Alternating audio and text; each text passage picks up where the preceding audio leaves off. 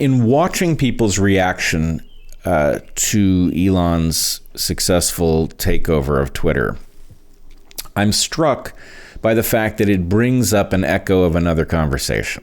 All right. I often say, I'm sure you won't disagree with this either, that the best form of governance is sure to be a brilliant, benevolent dictator, and that the problem with the benevolent dictator plan is two things. One, there's a question of whether they remain benevolent at the point that they accumulate power. I don't think it's as certain as many people would have you believe that every person becomes corrupt upon having great power, but I do think there's something about power that tends to accumulate corrupt people.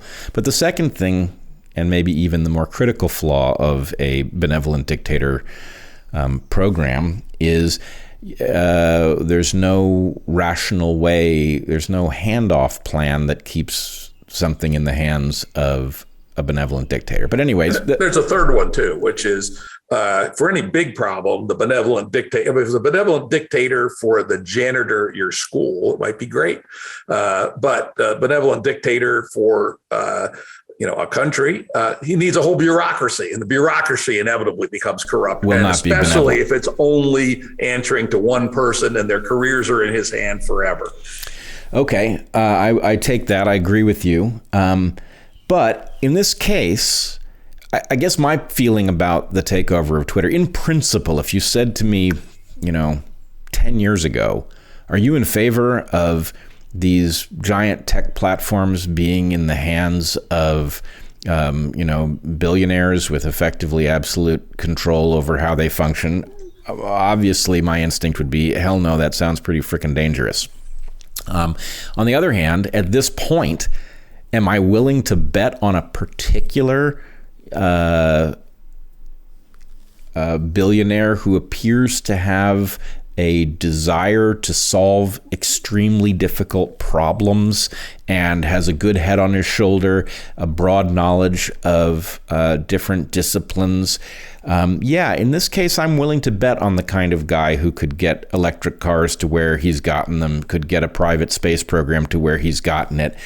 And it doesn't mean that it's guaranteed to work, but it does mean that it beats the hell out of any other alternative on the table, right? We are talking about a benevolent dictator, but a benevolent dictator that's closer to the janitorial department at the school than it is to, civilization as a whole. And I'm with you there. It's funny you mentioned this. Is actually good, because if you'd asked me 10 years ago, suppose the richest guy in the world who made his money doing something entirely else came in and took over one of the main online platforms to run it the way he wants with an extreme point of view, probably, I would have said almost certainly a horrible idea, right? Because I would imagine somebody like Larry Ellison, right, or Bill Gates or somebody like that. I go, no, or it'd be like Jeff Bezos taking over the Washington Post so that he could, strangle democracy in the darkness or something. Exactly. But so I think you're right that this is an idiosyncratic and therefore risky proposition, but nonetheless, it feels right.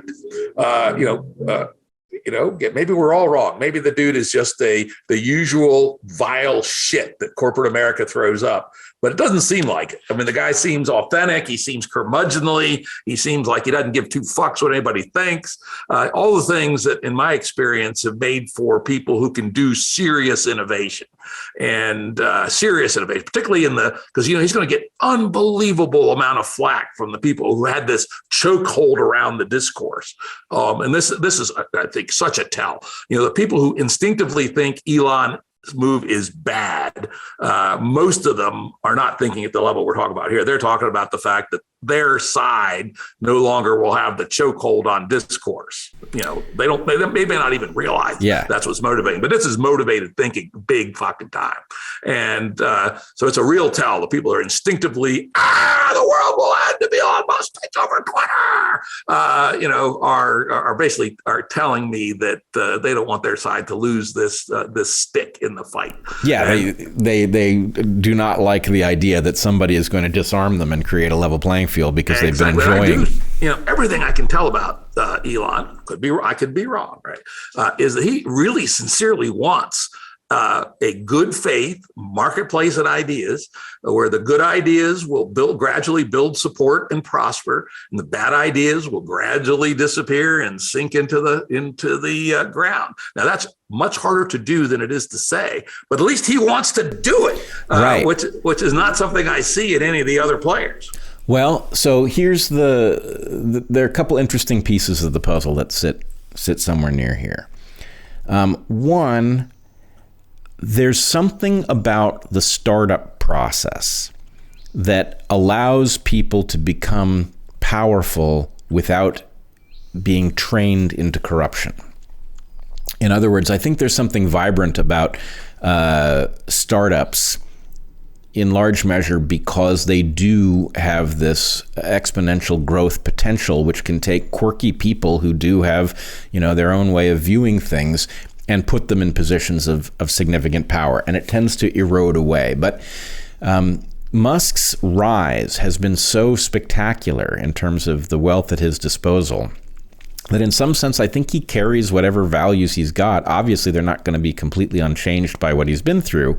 But in some sense, he's doing something that looks more like what I would expect somebody who became that wealthy to do than what most really wealthy people do, right? Most really wealthy people, most of the billionaires, look to me like it has made them timid rather than bold. And I don't quite get it because I feel like it should be exactly the opposite way. The people with fuck you money should be bolder about their visions and bolder about doing something wild and less concerned about failure. And I see a lot of the opposite. And I think that is weird. That is strange. But it is very true. The whole point of fuck you money is being able to say, fuck you. Right. And, truthfully, I made my fuck you money pretty young. And I have taken advantage of that platform to say, fuck you lots of times. Yes, you have. But the people that don't, I mean, why would you be, a multi-billionaire and to become a timid toady? What the hell's that about, right? Right. But we know Elon's not that. I believe, hey, Elon, if you're listening, I believe you're game B and don't know it yet. Having sold all your mansions and gotten rid of your fancy cars and live in a $85,000 shitbox house in West Texas, the game B spirit is in the lad. It's strong, right? And again, you can be wrong, but I got a good sense about Elon here that his heart's in the right place. And he's not one of these people that's fallen into timidity. And of course, the big part of it is not giving a fuck what the other rich dudes think, right? You saw the kind of fairly bad taste image he made of Gates the other day. That was pretty good. Yeah. But that shows me he just doesn't care. And that's what you need right now. You need somebody who cares about humanity, cares about the trajectory of the human race. So, this is another sign that tell that he's a good guy. He's obsessed with going to Mars. Yep. By the way, I think that's probably a bad idea. It'll turn out the asteroids are where we should go first for a number of reasons. But he may be right and I may be wrong. But the fact that he has said things like, I want to be buried on Mars, right, makes me realize that this is not Jeff Bezos, or this is not Larry Ellison, or this is not whatever apparatchik is running General Motors these days, right? This is a guy who marches to the beat of a different drum, and that's just what we need right now. Yeah, I absolutely agree, and I think there is something quite hopeful in it. I will say that there is also something very hopeful in Mark Andreessen's recent exploration of what he's calling the current thing. This strikes me as a positive. Another person who's achieved great wealth doing something early in his life that made him quite wealthy and powerful. And that, I also know him a bit. He's quite a deep thinker. And I know him too. I knew him before he got rich. Oh, is that right? I was a mentor to him. He was a little rich, but he wasn't, big swinging dick of the valley. It was back when he was the CTO for AOL, believe it or not. Oh, my goodness. We used to hang out and, I gave him one of his first public speaking opportunities and things of that sort. He is impressive. He was an impressive young man. So I looked at it at the time, and he's grown up to be a very impressive dude in general. Yep, absolutely agree, and I'm very favorable to the way he is, turning his attention to the way our collective consciousness works, or more often than not, doesn't work.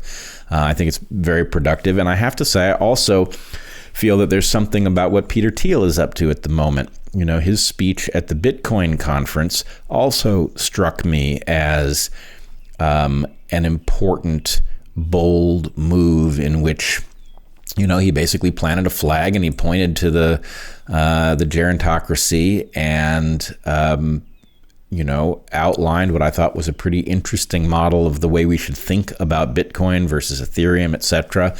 So anyway, I don't know, but I do have a sort of sense, somehow pieces of Gen X that have gotten very wealthy and powerful through unusual mechanisms that have left them mentally intact are on the move. And, I don't mean to say, Peter Thiel and I disagree on a whole bunch about the way to view the world, but nonetheless, I am heartened to see that people are actually up for a major change, and that I think in some sense they are feeling the same urgency that motivated Game B and other such endeavors to start thinking big. Yep, there's something in the air right now. And frankly, all you gotta do is look around, see how fucked up shit is. And if you're not blind, then you should be thinking about bold alternatives. And it is great. Though, again, we should caution that have it being driven by peculiar oligarchs is a dangerous strategy, and that the people themselves need to get some skin in the game here. And and I think in some sense, this is the message we've converged on here. This is a dangerous strategy, but it is so late in our trajectory. We are in such danger that at some level, as dangerous as it is to have oligarchs effectively navigating based on their own understanding and the understanding of those around them, it's a better plan than allowing this system to continue on autopilot, because it's going to get us killed. Hear, hear.